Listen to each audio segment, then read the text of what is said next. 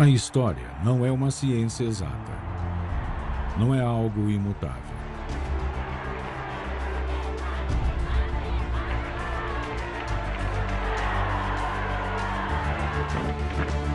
Com o passar do tempo, nosso conhecimento sobre o passado aumenta e evolui.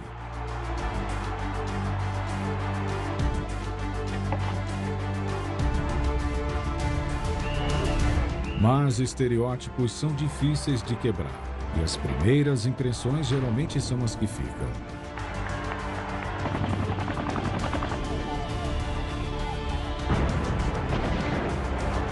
Eu tenho um sonho em que todos os homens são criados iguais. Para chegarmos à verdade histórica, às vezes temos que deixar de lado as nossas certezas e ver as coisas por outro ponto de vista.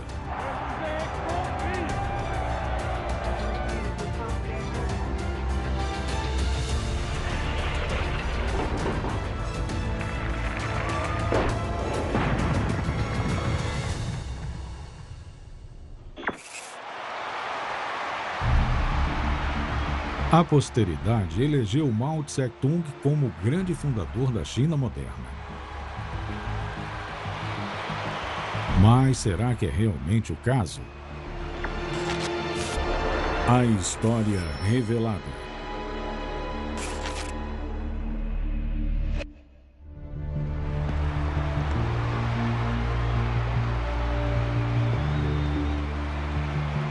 No dia 1º de outubro de 1949, a China deixou o passado para trás. Após longos anos de luta revolucionária, Mao Tse-tung se tornou o chefe de Estado.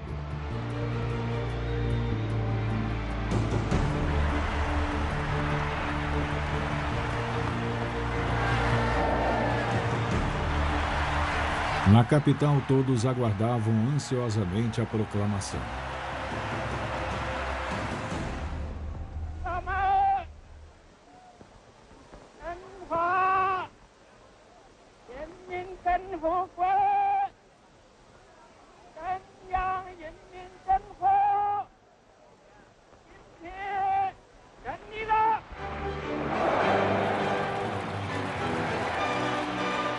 Ao assumir o poder, Mao tinha um único objetivo, uma única ideia, uma única paixão: devolver à China seu poder lendário, restaurar sua antiga glória.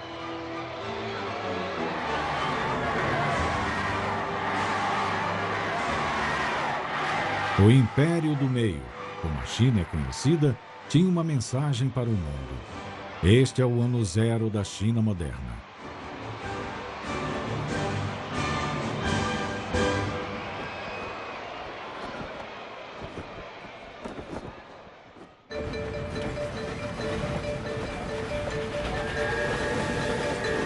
A China havia despertado, mas ainda não era hora de comemorar. O exército de Mao ainda não tinha demonstrado muita energia. A guerra civil que já tinha devastado o país por 20 anos ainda não estava vencida. Muitas regiões ainda estavam sob o domínio dos nacionalistas e seu líder, Chiang Kai-shek. No caminho para Sichuan, um homem chamado Deng Xiaoping, primeiro secretário da região sudoeste, estava pronto para empunhar armas de novo. Deng Xiaoping e Mao eram próximos. Ele compartilhava do sonho de Mao e, em troca, Mao confiava totalmente nele. Ele não passava de um secretário de baixa patente sem muita influência, mas estava destinado a transformar a China de modo ainda mais minucioso que seu mentor. Mas, por ora, a missão dele era conquistar as cidades onde as últimas fronteiras inimigas estavam e massacrá-las sem piedade.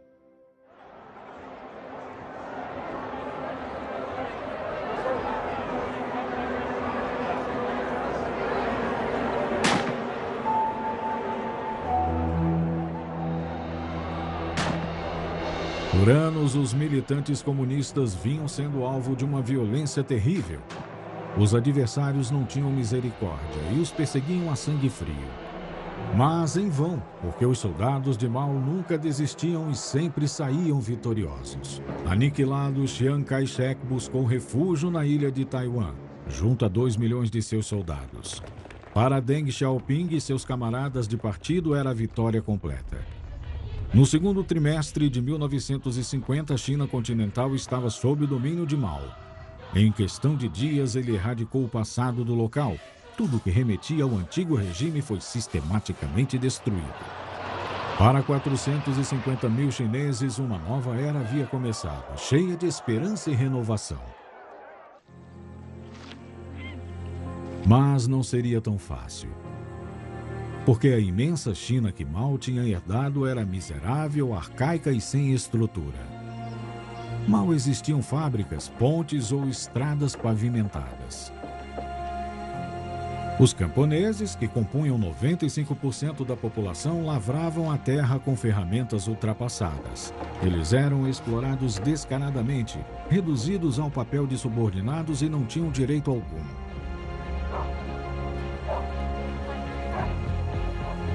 Para conseguir o apoio do povo, Mao prometeu terras, e ele manteve a palavra. Imediatamente o povo se revoltou. Maldito! É o seu fim! Prenda o desgraçado! Seu bandido! Você vai pagar! Agora você vai pagar, seu bandido! Quem você pensa que é, hein? Os donos de terras estavam à mercê do povo. Que a justiça seja feita! Uma propaganda política mostrava como eles deveriam ser tratados, do julgamento à execução.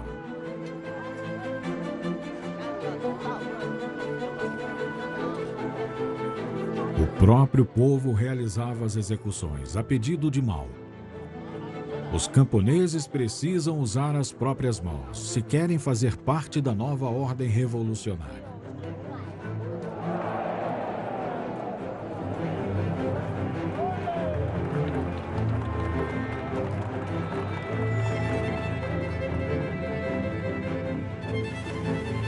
As terras e propriedades confiscadas foram divididas igualmente, e cada família recebeu uma parte sob a vigília do representante local do partido.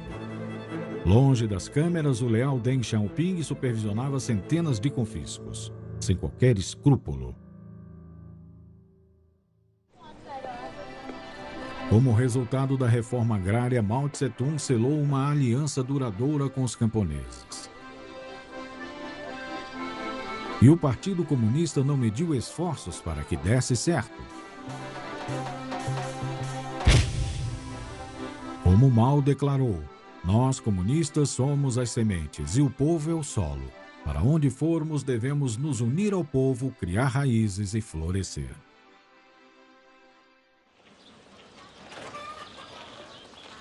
Em pouco tempo já havia 19 milhões de militantes por todo o interior do país, uma área do tamanho dos Estados Unidos. Cada aldeia, cidade e vilarejo estava do mesmo lado. Essa rede estava pronta para espalhar a doutrina e implementá-la. Porque Mao queria reconquistar a grandeza chinesa a seu próprio modo e com pulso firme. E ele começou isolando a China do resto do mundo.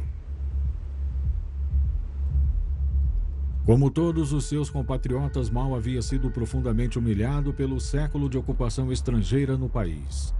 Desde a metade do século XIX, a China vivia sob o regime de concessão imposto pelos ocidentais que desmembraram o país. Europeus e americanos abusaram das riquezas do território. Eles roubaram, rechaçaram e corromperam os chineses. Apenas alguns chineses conseguiram lucrar naquele cenário. O antigo Império do Meio queria vingança. Dali em diante, Mao queria proteger seu país de saques, ou ainda melhor, de qualquer influência externa. Ele sonhava com a autossuficiência. A China fechou suas portas. Residentes estrangeiros começaram a entrar em pânico. Empresários, membros do governo, missionários, todos começaram a fazer as malas. Todos eles saíram da China às pressas. Eles não voltariam tão cedo. Para o Ocidente, isso foi uma afronta, uma retaliação. Eles se recusaram a legitimar o novo regime e passaram a apoiar Chiang Kai-shek. A partir daí, Taiwan, com 3 milhões de habitantes, passou a representar a China na ONU. O país com a maior população do mundo foi tratado com indiferença. Mao estava por conta própria e desesperado por aliados.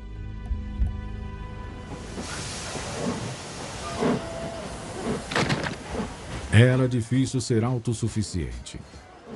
Pela primeira vez na vida, ele deixou seu país natal por 2 longos meses. Para a ocasião, ele trocou o cap tradicional por um chapéu de pele.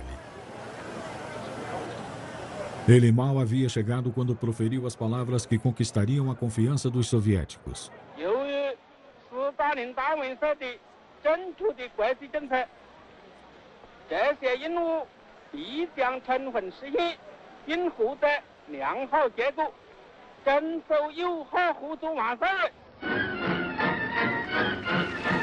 Na realidade, o discurso elogioso escondia um ressentimento profundo. Mao não confiava em Stalin, que não o apoiou durante a Guerra Civil. Acima de tudo, feriu o orgulho dele ter que se ancorar na União Soviética. Ele estava determinado a transformar a China por conta própria, então foi um sapo difícil de engolir. No dia 14 de fevereiro de 1950, um tratado de assistência mútua enfim foi assinado. A sorte estava lançada. A nova China finalmente poderia começar a decolar, mas através de medidas que dependeriam da aprovação russa.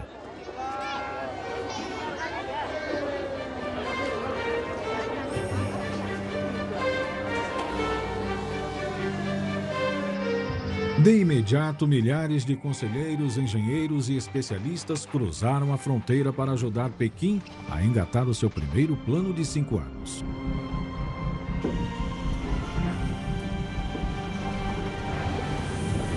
O plano era centralizado na indústria pesada, 100 fábricas gigantescas. Os setores escolhidos foram aço, metal e mineração. A China estava se modernizando.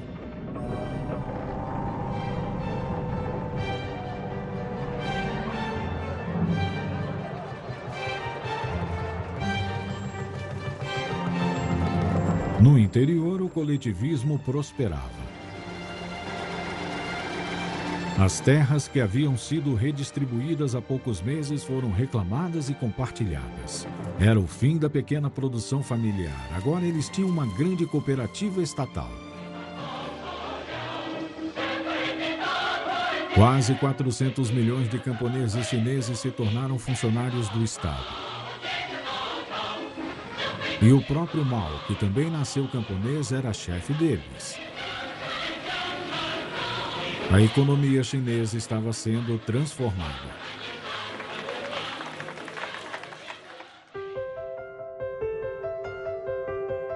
Para Deng Xiaoping, que comandava as coisas no sul do país, todas as promessas de seu mentor estavam sendo cumpridas.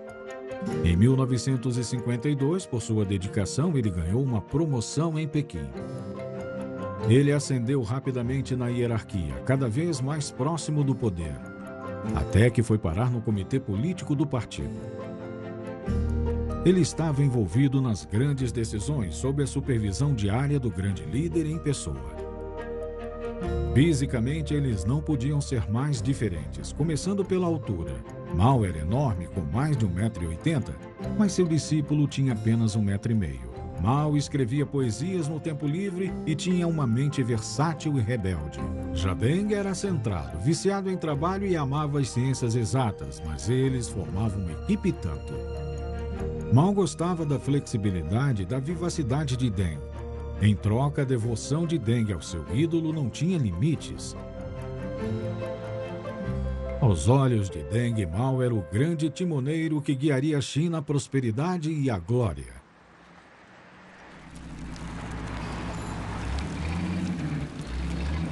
E então Mao lançou um novo e grande projeto.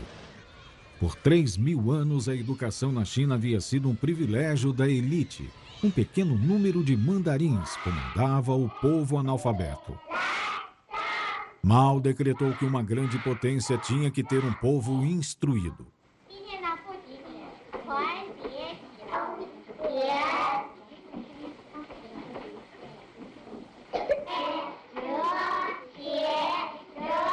De repente, toda a juventude chinesa foi parar na escola. Para o Império do Meio foi uma evolução radical, quase genética.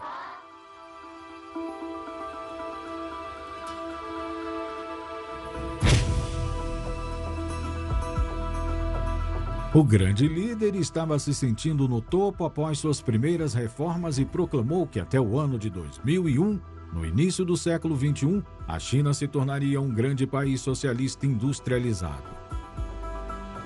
Em 1956, sua autoridade chegou no ápice. Inicialmente desafiado por vários camaradas, ele havia se tornado inexpugnável. Chefe de Estado, líder do partido, presidente da comissão militar. Seu poderio era ilimitado e sua palavra era a lei.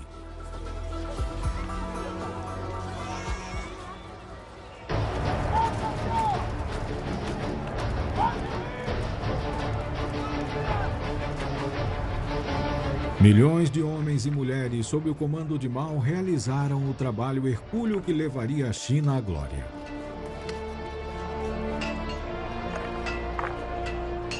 Eles construíram represas colossais e vastos reservatórios e construíram canais por todos os lados.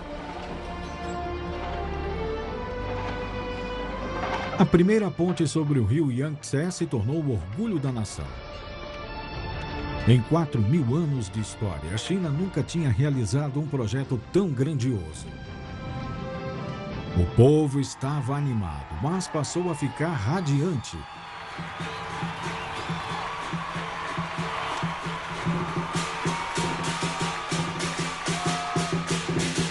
Mao estava felicíssimo, mas estava perdendo a noção da realidade. E toda a bajulação em massa estava escondendo os fatos.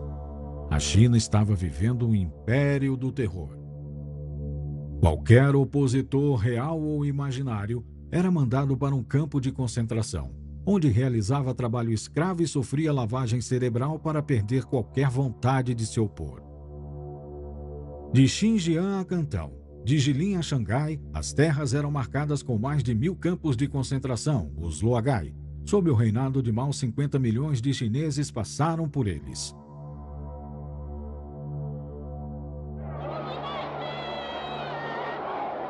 E além dessa ameaça pairando sobre qualquer um que cogitasse discordar, ocorriam operações de limpeza esporádicas para eliminar qualquer dissidência.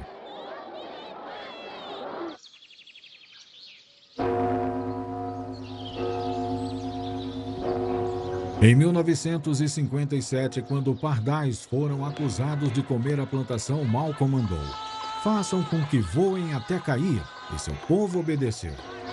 Mas o grande líder ignorou um detalhe: sem predadores, insetos se multiplicam e proliferam.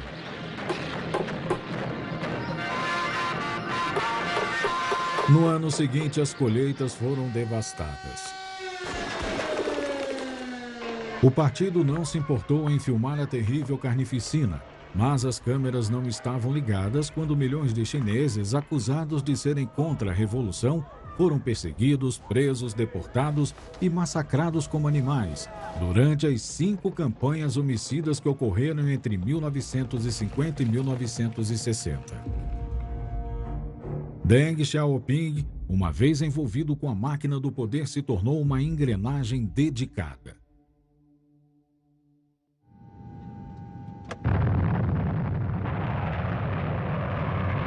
No dia 4 de abril de 1957, Mao ficou chocado ao saber do primeiro satélite que entrou em órbita terrestre, uma conquista tecnológica da qual os soviéticos estavam muito orgulhosos. Naturalmente, o Sputnik era o astro das comemorações da Revolução de Outubro na Rússia. O presidente chinês estava presente na festa. O sucessor de Stalin reservou para ele um lugar de honra ao seu lado. Deng Xiaoping também estava lá e se divertindo. Já Mao estava mais reservado. E com razão. Não havia retratos de Stalin no desfile. Khrushchev o proibiu, uma vez que denunciou o ditador e todos os seus crimes. Mao ficou ressentido. Se Stalin estava sendo abandonado, ele poderia ser o próximo. Os sucessos da União Soviética eram insuportáveis para os chineses. Eles destacavam as fraquezas da China e sua dependência dos russos.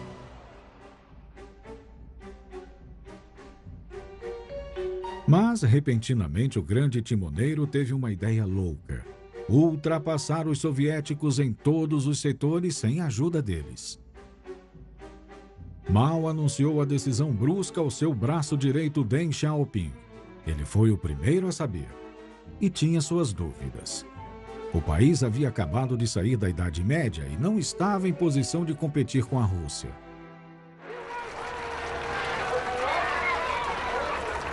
Mas Mao era teimoso. A China podia não ter o capital e a tecnologia, mas tinha uma fonte de energia inesgotável, milhões de mãos. No segundo trimestre de 1958, o imperador comunista lançou uma campanha enorme sem precedentes a fim de realizar sua obsessão: o grande salto para a frente. Quase do dia para a noite, o povo chinês foi militarizado. Os camponeses foram designados a brigadas de trabalho agrupadas por comunas. Eles trabalhavam em um ritmo frenético, sempre motivados a seguir em frente pelo partido. Cada comuna era responsável por cada um de seus membros, do nascimento à morte. Refeições em família eram proibidas. Eles tinham que comer todas as refeições na cantina, querendo ou não. Mao queria produzir em 5 anos o dobro de aço que o Reino Unido produzia. O povo chinês recebeu ordens de entregar todos os seus objetos de ferro, bacias, ferramentas, tesouras, o que fosse. Para derreter tudo, Mao mandou que eles usassem as forjas dos ferreiros das aldeias e mandou construir outras também. Por toda a China surgiram fornos de fundição improvisados. Os membros locais do partido perseguiam o povo para que eles atingissem a meta. Os camponeses trabalhavam dia e noite, mas deixaram os campos de lado. Não plantaram nenhuma semente, e o trabalho foi em vão, pois a qualidade do aço que produziram era tão baixa que ficou praticamente inutilizável.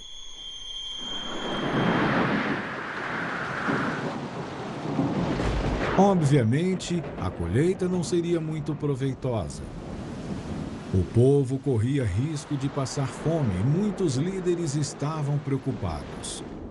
Um homem se manifestou contra a política do presidente Mao. Peng Dehuai, ministro da Defesa, avisou que dias sombrios estavam à espreita. E ele pagou o preço. Mao não aceitava críticas e ficou furioso. Antes comunista do que especialista, ele esbravejou.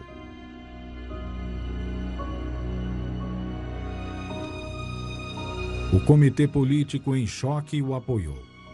Peng Dehuai estava liquidado politicamente. Deng Xiaoping não estava presente naquele dia e por isso não tomou parte do linchamento, mas ele também preferiu se omitir e ficou ao lado de seus companheiros. Ele se arrependeu bastante disso. E o grande salto para frente prosseguiu. Como previsto, a colheita de 1959 foi um desastre. Pelos 2 anos seguintes, o país, já enfraquecido e desorganizado, sofreu com as intempéries. No verão de 1961, a fome reinava, a verdadeira miséria. Entre 15 e 35 milhões de chineses em trágico isolamento, pois a China tinha erguido uma barreira impenetrável em volta de si. E o regime tinha imposto a censura à imprensa. Levou 20 anos para a triste verdade vir à tona. A estrela vermelha de Mao parecia ter se apagado. No começo dos anos 1960, a China estava à beira da morte. Todo o poder e a glória tão esperados ficaram só no campo da imaginação. O grande homem havia fracassado. O ídolo era falho. Mao, intimidado por seus colegas, concordou em admitir os seus erros pela primeira e última vez na vida. Por fora, nada havia mudado. O grande timoneiro ainda tinha as mãos no leme e seus companheiros ainda elogiavam suas façanhas. Mas nos bastidores, Deng Xiaoping não estava tão animado. Mao o preocupava. Ele havia se tornado imprevisível. Como seus camaradas de partido, ele preferiu apostar em Liu Shaoqi, um homem mais razoável. Mao fingiu estar de acordo. Ele abriu mão da presidência da República para o homem que estava recebendo todos os votos. Foi uma aposentadoria falsa que não enganou ninguém, pois ele ainda detinha o verdadeiro poder: a presidência do Partido Comunista. Deng Xiaoping permaneceu cauteloso. Ele sabia que não era o fim de Mao.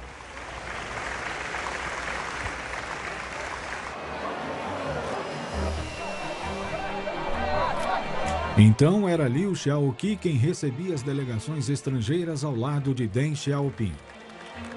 Os dois deram seu melhor para sanar as feridas de um país traumatizado. O grande salto foi esquecido.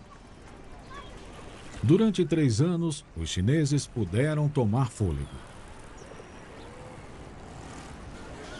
Deng afrouxou o cabresto. Ele permitiu que os camponeses cultivassem suas próprias terras e as colheitas prosperaram. Ele deu permissão para feiras a céu aberto e os suprimentos aumentaram. A vida cotidiana recuperou um pouco da doçura que tanto fazia falta. Aos domingos, os chineses podiam até fazer um passeio com a família e lotar as livrarias porque, afinal, eles sabiam ler.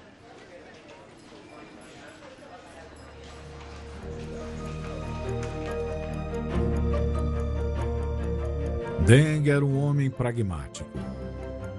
Um dia ele declarou ao comitê político: quem se importa se um gato é branco ou preto desde que consiga pegar ratos? Em outras palavras, ao contrário de Mao, ele preferia ser especialista a comunista.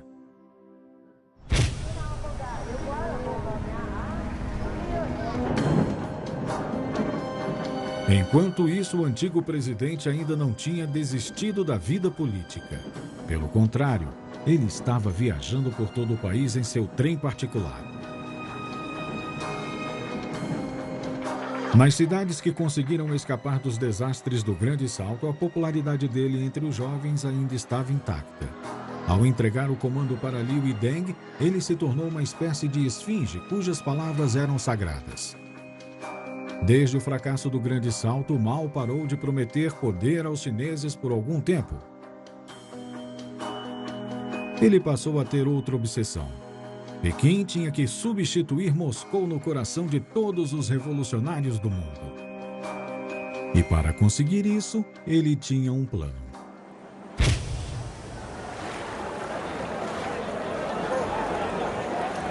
No dia 16 de julho de 1966, Mao entrou em cena novamente.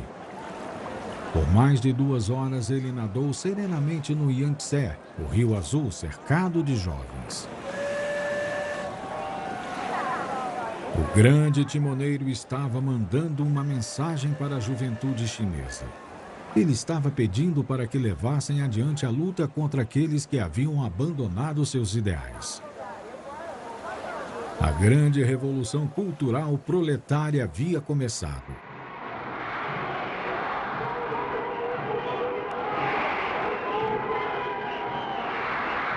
Sem questionar, estudantes e crianças se inscreveram aos milhões em uma nova organização, a Guarda Vermelha.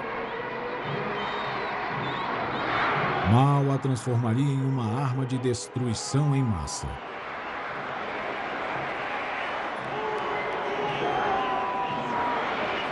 Ele proveu às multidões encantadas um pequeno livro vermelho que continha uma coletânea de suas melhores frases. O pequeno livro vermelho se tornou a Bíblia da Guarda Vermelha. Mao os adulava.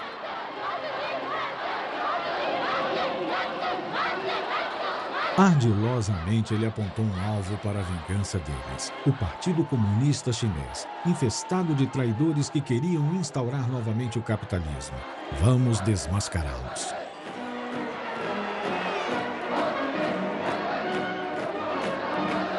Mao não especificou nomes, mas o lema dele, bombardeiem o quartel-general, era um convite para que atacassem os líderes. A fanática Guarda Vermelha obedeceu. Os líderes comunistas, tanto grandes quanto pequenos, ficaram à mercê deles. Milhares deles foram presos, espancados, torturados e humilhados em estádios que tremiam com os gritos da multidão vingativa.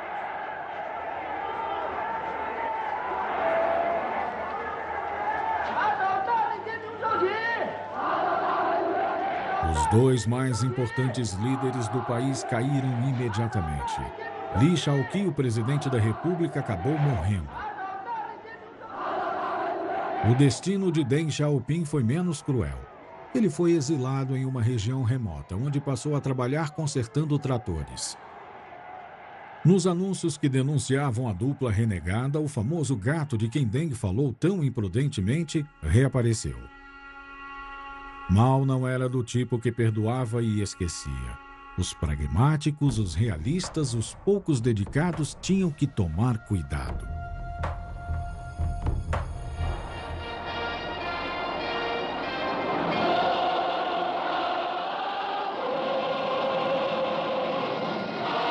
A China inteira foi tomada pela agitação e confusão que Mao tanto incitou. Era através do caos que ele conquistaria novamente o poder.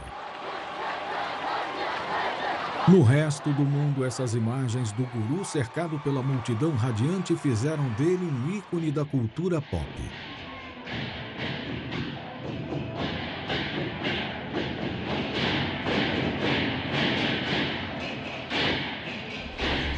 Vocês podem... Quando a imprensa francesa entrevistou alguns estudantes, eles se revelaram grandes fãs. Nós acreditamos completamente, profundamente e absolutamente no nosso partido e no presidente Mao. Mas vocês não acham que ele pode estar errado? Não, nunca. Não.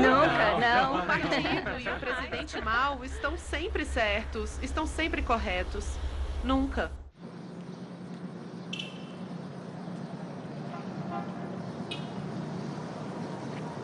Sete anos mais tarde, a Revolução Cultural chegava ao fim. Em sua fábrica de tratores, Deng Xiaoping testemunhava horrorizado a devastação causada pela vaidade de Mao. A doutrina ortodoxa maoísta havia se tornado a norma e comandava cada momento da vida do povo chinês.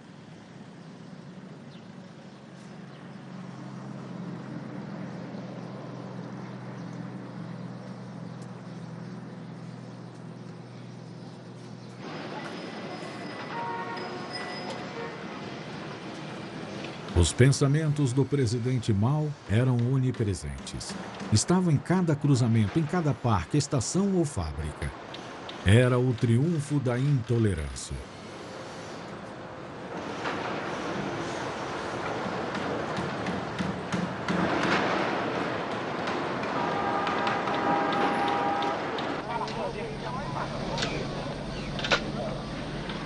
Ainda assim, os raros visitantes ocidentais que conseguiam permissão para entrar na China, a maioria deles simpatizantes, ficavam exultantes.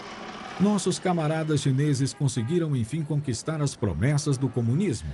Eles diziam: classes em total igualdade financeira e de gênero são uma realidade.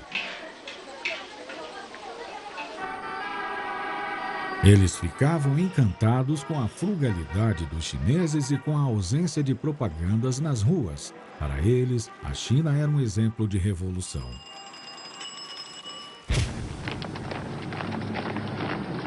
Mas, na realidade, por trás da fachada otimista, a China era um caos completo.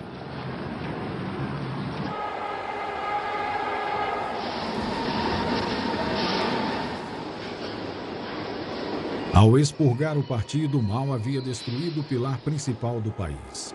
Para Deng era uma catástrofe. A China havia perdido toda a classe de administradores que arrastavam rumo ao progresso. Os novos líderes escolhidos por sua devoção ao Livro Vermelho eram os mais incompetentes. As fábricas funcionavam lentamente e a produção era mínima.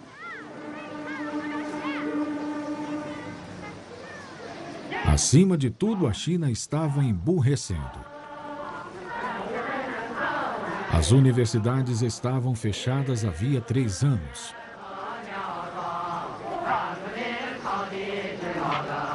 Os 12 milhões de estudantes que tinham se juntado à Guarda Vermelha foram despachados por todo o país. Após devolverem Mao ao trono, eles se tornaram perigosos demais. Mao sempre desconfiou dos intelectuais instruídos e especialistas. Por isso, preferiu se livrar deles. Nas fronteiras mais remotas da China, milhões de jovens instruídos definharam em isolamento, miséria e tédio infinito.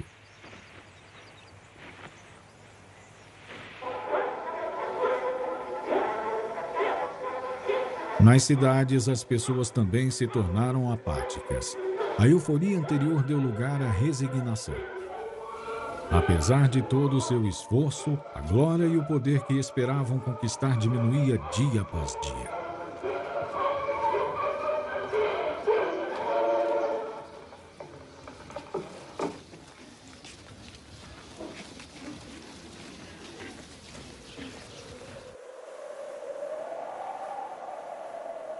Trancada atrás de uma muralha, a China ficou estagnada. A repressão estava pior do que nunca. Durante a Revolução Cultural, 100 milhões de chineses foram perseguidos e cerca de 3 milhões morreram. Mas, por mais que as autoridades tentassem caçar os contra-revolucionários, o país estava parado. Em 1973, Deng Xiaoping voltou aos holofotes. Apesar de suas diferenças, Mao decidiu chamá-lo de volta. Ao voltar a Pequim, Deng encontrou Mao muito envelhecido. Ele tinha dificuldade para falar e mal saía. Mas ele ainda era lúcido e poderoso. Como um bom soldado, Deng silenciou quem criticava todos os excessos cometidos durante os seus anos no purgatório. A partir daquele momento, o trabalho dele era tirar o país da crise, enquanto ainda fingia que tudo corria bem. Então a China embarcou em uma revolução diplomática. Apesar da guerra do Vietnã, pela qual os norte-americanos culparam o país, a China procurou os Estados Unidos. Em 1974, Deng visitou a França, onde morou quando era jovem. Depois, ele foi direto a Nova York para a Assembleia Geral das Nações Unidas. Foi só então que a China maoísta ocupou a cadeira que Taiwan vinha esquentando desde 1949. A viagem permitiu que Deng fizesse muitos novos amigos. Como o senhor está se sentindo a respeito da volta da China à ONU?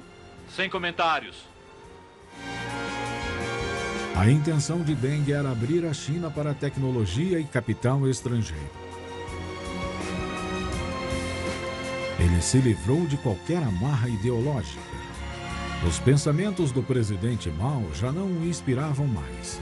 Ele estava mais impressionado com Singapura. Em uma única geração, a cidade-estado do sudoeste asiático foi de subdesenvolvida ao nível de gigante econômica, enquanto permanecia sob uma ditadura. Ela servia de exemplo, oferecendo a Deng um vislumbre de prosperidade para o seu país. Mas os membros mais radicais do regime chinês, comandados pela esposa de Mao, estavam de olho nele. Ele estava sob suspeita de revisionismo e eles nunca perdiam a oportunidade de relatar o que ele fazia ao presidente. Mao o advertiu: "Você fala muito de qualidade de vida e pouco sobre luta de classes." A desgraça estava à espreita. Ela chegou em abril de 1976. Em seu leito de morte, Mao dispensou Deng como se ele fosse um mero funcionário. Foi a última vez que se viram.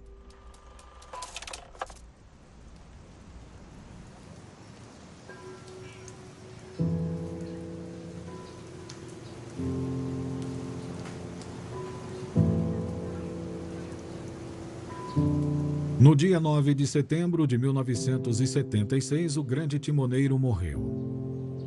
O rádio tocou a música apropriada repetidamente e era interrompida somente pelas vozes das autoridades mencionando o nome de Deng Xiaoping. Acusado de querer desmoralizar o legado de Mao, Deng estava dividido entre tristeza e ressentimento. Seu antigo mentor não havia mantido suas promessas. A China permanecia um país subdesenvolvido. Ainda engatinhava nos ramos da indústria, cultura e tecnologia. Seu poder e influência não passavam de um sonho distante. E apesar de toda a propaganda, Mao sequer havia dado um prato de arroz a seu povo. Muitos seguiam passando fome. Deng aguardava o momento certo para finalmente dar um impulso à China.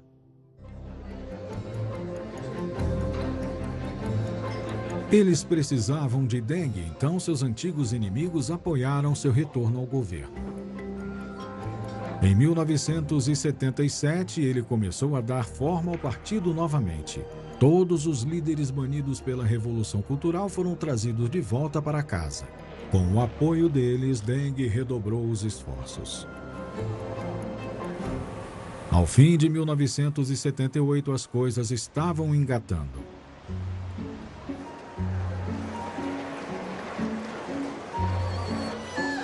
Em questão de poucas semanas, a China, que Mao manteve prisioneira por 30 anos, enfim abria as portas.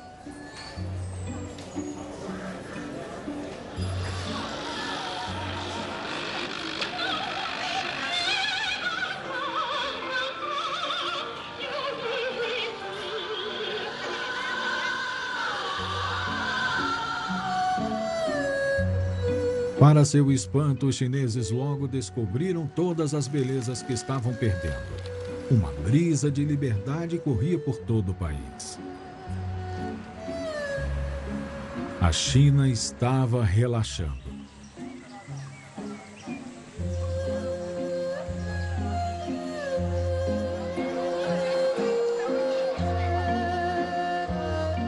Pouco a pouco, o excesso começou a substituir a frugalidade.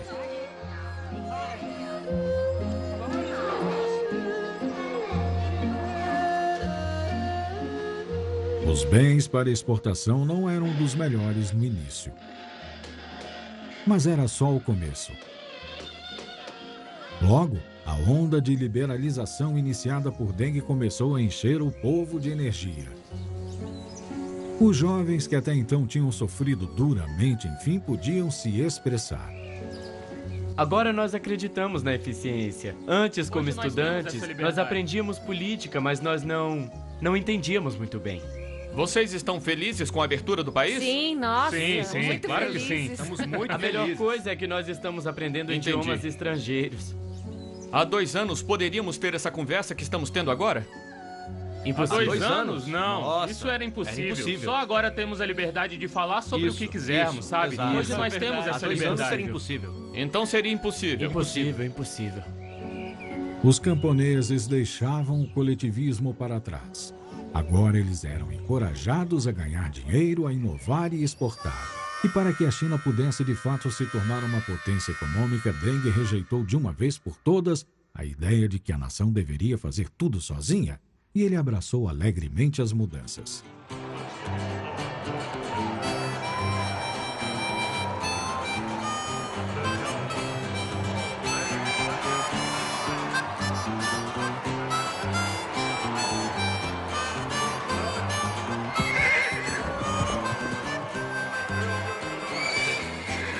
O novo chefe de Estado, que tinha sido apelidado de Pequeno Timoneiro, foi aos Estados Unidos. Deng apresentou a China como a terra prometida. 1 bilhão de trabalhadores de baixo custo, todos dispostos a aprender técnicas modernas e com sede por consumo. Muito bem, o senhor verá tudo que tem aqui, ó. Se você O observar tio bem- Sam estava muito interessado.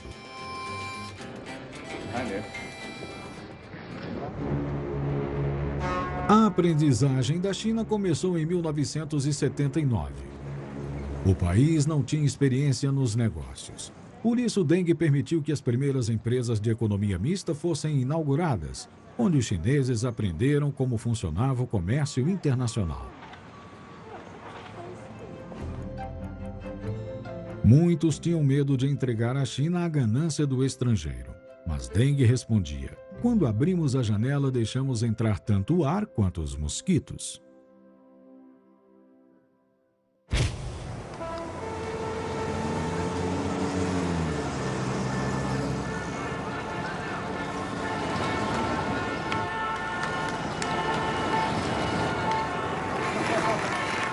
Salvem nossos jovens! Salvem nossos jovens! Salvem nossos jovens! Salvem nossos jovens!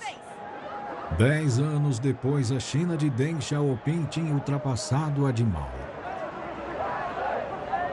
Em 1989, o retrato de Mao ainda estava na Praça da Paz Celestial, mas não impressionava os estudantes em um protesto em prol da democracia. A imprensa estrangeira estava fazendo a festa. Lutem! Vamos lutar! Li Peng renuncie! Li Peng renuncie! Chineses, avante! Chineses, avante! Pela primeira vez desde 1949, opositores ao regime puderam se expressar. É o preço que Deng precisava pagar pela abertura controlada que tanto queria, pois manteve sua promessa. Dentro de uma década, a China havia se transformado. A um passo da Praça da Paz Celestial, a Bolsa de Valores estava a todo vapor.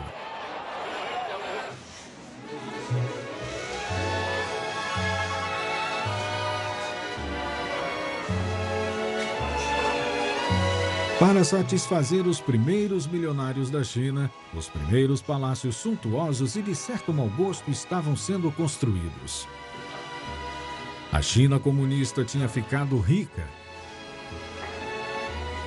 A classe média não parava de crescer e produtos fabricados na China estavam conquistando o mundo. A China estava gradativamente se tornando a oficina do mundo. Milhões de camponeses estavam deixando o interior para tentar a sorte na cidade, na esperança de dar uma vida melhor aos filhos nas aldeias. A sociedade tradicional chinesa estava de saída.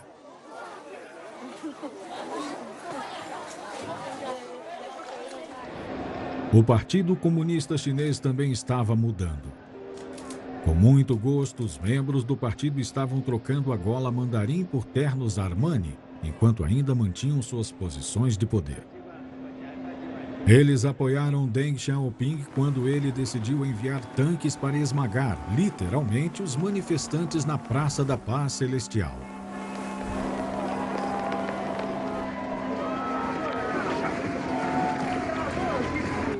Aconteceu. Eu estava com os meus amigos e... É verdade. O que é isso? Ele os matou. Hã? Chega! Chega!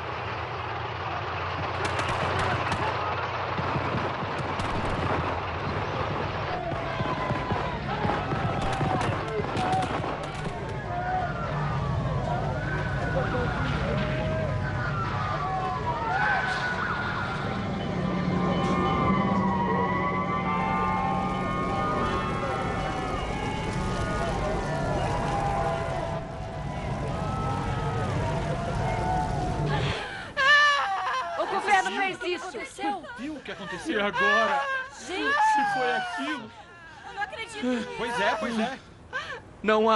Não há futuro para a China. O futuro é sombrio para a China.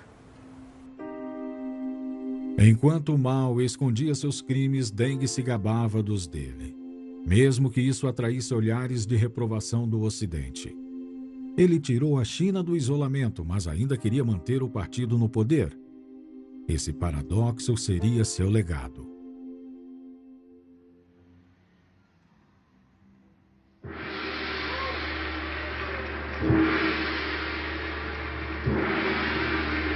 Deng Xiaoping morreu em 1997, mas foi através do legado de Deng que a China cresceu, e para além do que ele imaginava.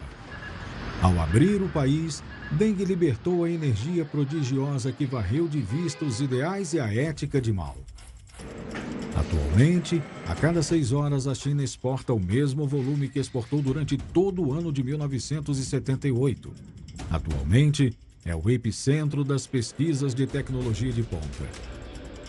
Nunca na história qualquer outra nação cresceu tanto em um período de 3 décadas. E os próprios chineses lucraram com isso.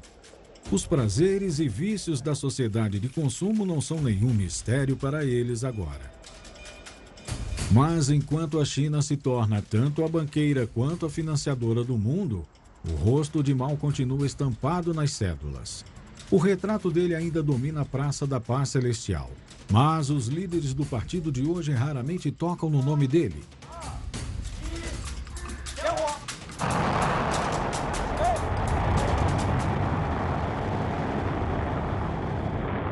A expressão economia social de mercado entrou na Constituição. Mas a China se tornou uma potência capitalista e com muita influência. Esse paradoxo se dá inteiramente graças a Deng Xiaoping. Mao jurou que elevaria a China ao nível das grandes potências mundiais. Mas foi Deng quem cumpriu essa promessa.